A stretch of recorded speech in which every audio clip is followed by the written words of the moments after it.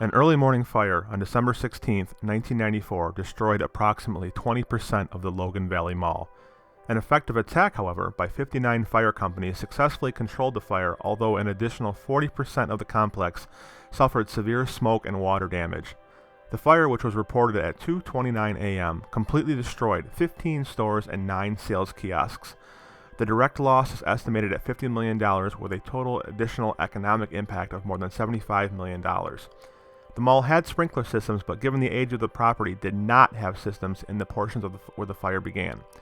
After the fire, an aggressive plan was unveiled to rebuild the mall, and this marketing video tells us all about it.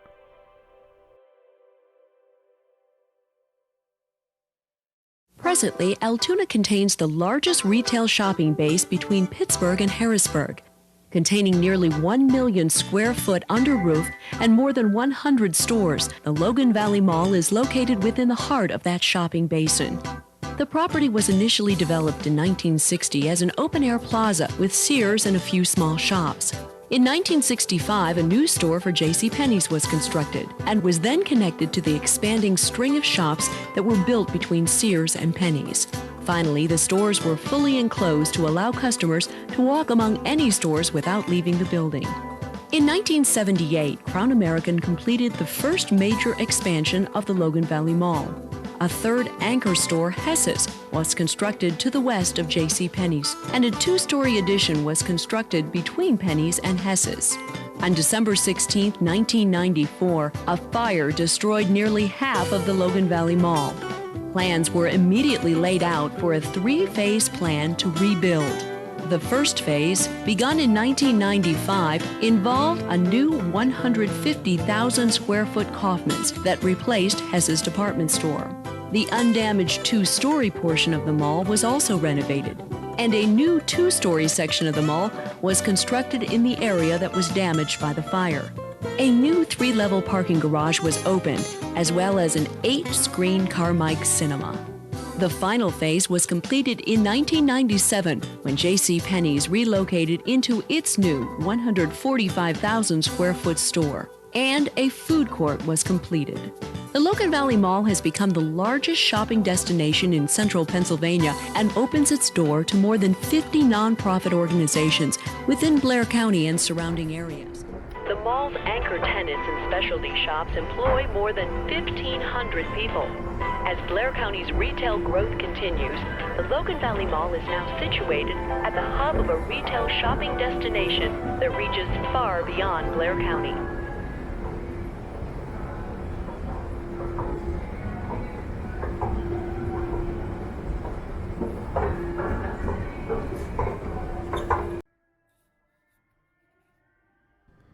Hey everybody, Anthony here with Ace's Adventures. Welcome back to another episode here. We are at the Logan Valley Mall in Altoona, Pennsylvania.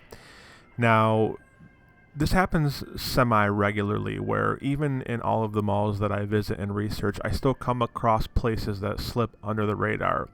And this one is going to be a mall that is under very heavy scrutiny and great debate as to whether or not this is actually either A, dead mall, or B, on its way to becoming a dead mall.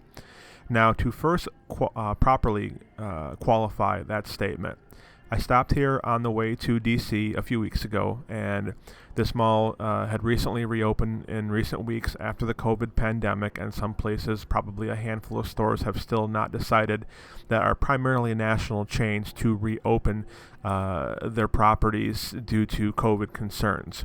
Now, having said that, I walked around this property several times and I counted 14 vacancies out of approximately 89 capable residency in this mall. So there are 14 vacancies in the mall, and it's my opinion that given surveying those facts and taking into account the current circumstances, that this property is in trouble. That is my opinion. You may have a different opinion if you're local, but it's my opinion this property is starting to go on the downslope. It's one of those malls that I believe the primary reason why it survives in its current status is because it really does not have any competition from a large mall's perspective. The closest mall of any size to it is the dying Johnstown Galleria Mall, which I just featured not too long ago on the channel. So as of right now, this property is doing okay, but the signs are there. And when you've done this as much as I've done this, you can really start to see the cracks in the foundation. Now, I will tell you that I have been tempted to stop calling malls dead malls, whether they are a dead mall or not, because it gives off the perception that I want these places to fail, and that it could not be anything further than the truth.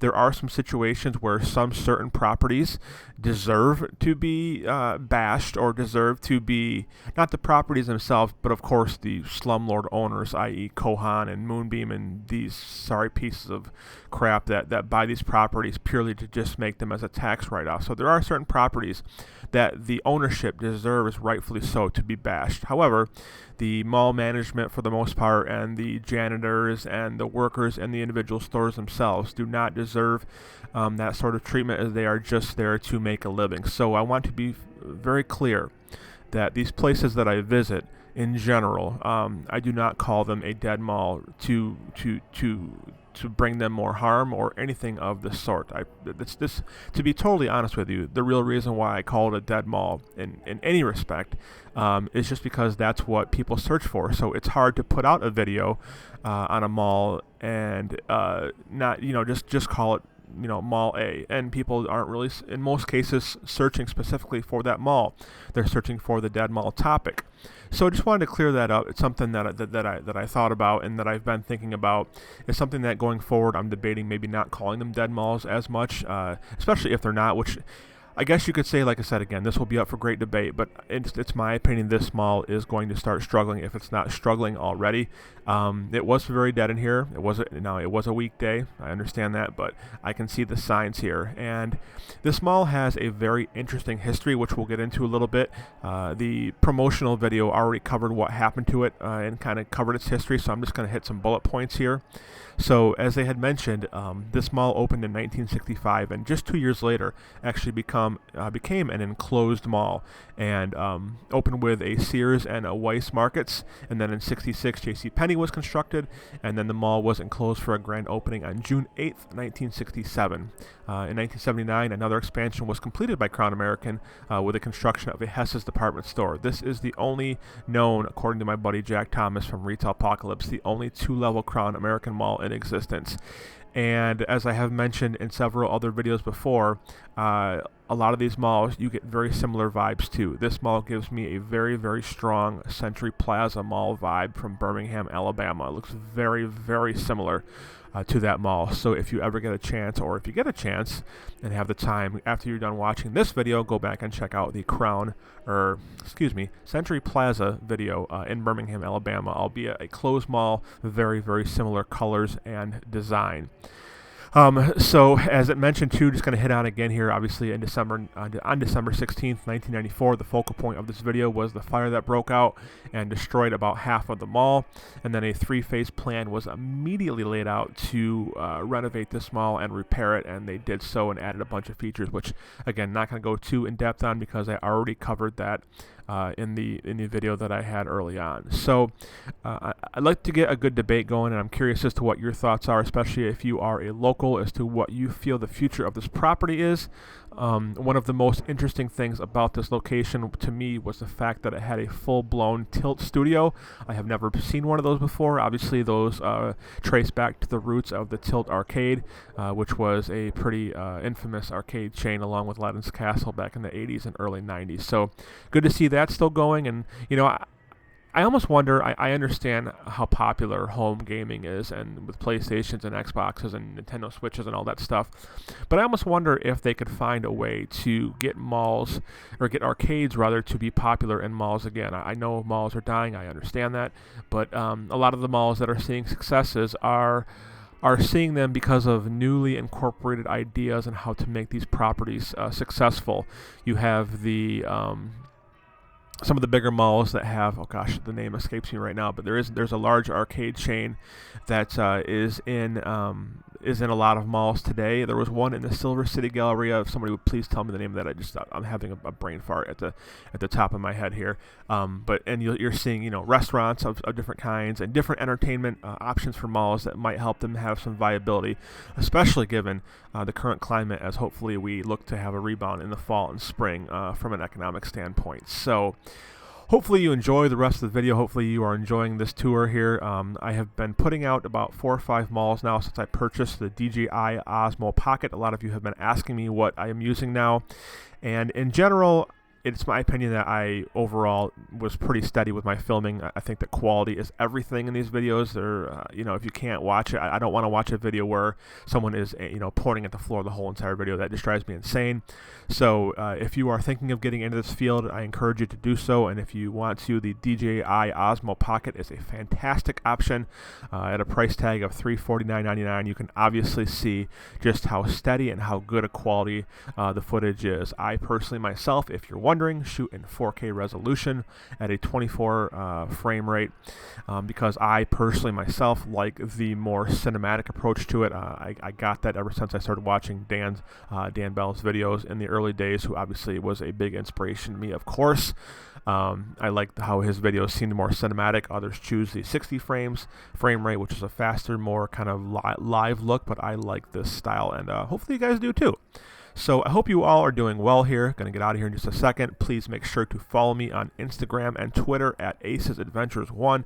I constantly post daily pictures and information on those platforms, as well as there is also a Facebook page. Just search for Aces Adventures and it should come right up. As of the recording of this video, we are about to hit July. I hope you all are staying safe, and I just hope in my heart that these videos are providing you with some form of escape from your daily reality. I know that anxiety and stress levels for many of us are at an all-time high with uncertainty about unemployment and the protests and everything that is going on, the change in our world. This is surely one that we will remember for a long time, and I just hope that I can provide you some sense of relief, and I will continue to keep doing so. Speaking of that and content, I will be heading out on the road July 14th until July 28th. I will be on the road for approximately 2 weeks. I am traveling across the country from Los Angeles for a couple days and then shooting out on Route 66 to cover the continental United States. My map is approximately from Cali to Chicago. There may be some deviations to see some malls. Please, if you have any recommendations for malls in the general route of Route 66 along the beltway of the country only, please leave a comment or shoot me a message on how to approach those properties, because I would like to see places, and even given my stature and all the ones that I have visited, I still find myself missing places because there are constantly changing environments in terms of dead malls. There are new ones popping up all over the country.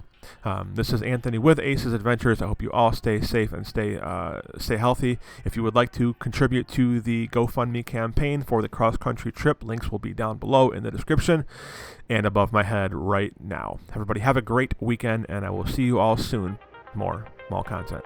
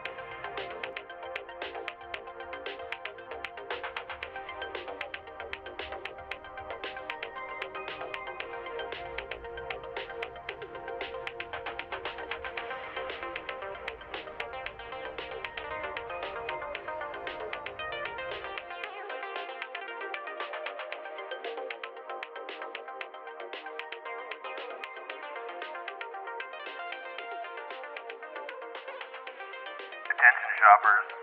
Yeah, it's me. That dude in the bottom right-hand corner of your computer right now. And guess what? The sweater I'm wearing is so lit. See ya, shoppers.